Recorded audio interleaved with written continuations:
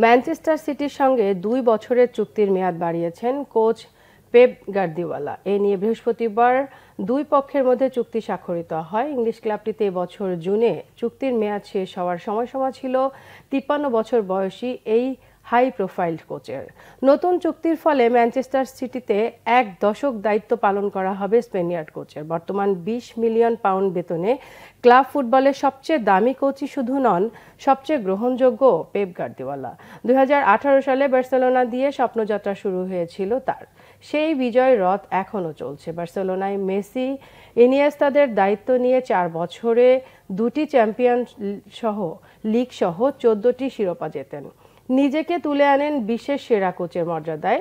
তাকে রেকর্ড পারিশ্রমিকে কোচের দায়িত্ব দিয়ে দলে ভেড়ায় জার্মানির বিখ্যাত club Bayern Munich. Champions league জিততে না পারলেও সেখানে ৩ বছরের ফিফা ক্লাব কাপ ও ইউরোপিয়ান সুপার কাপ সহ ৭টি শিরোপার স্বাদ নেন।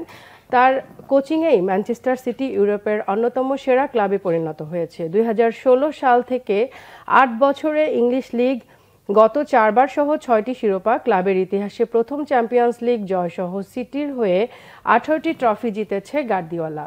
অবশ্য এবছর প্রিমিয়ার লিগে ১১ রাউন্ড শেষে পয়েন্ট টেবিলের ২ নম্বরে আছে ক্লাবটি, হেরেছে ২ ম্যাচ।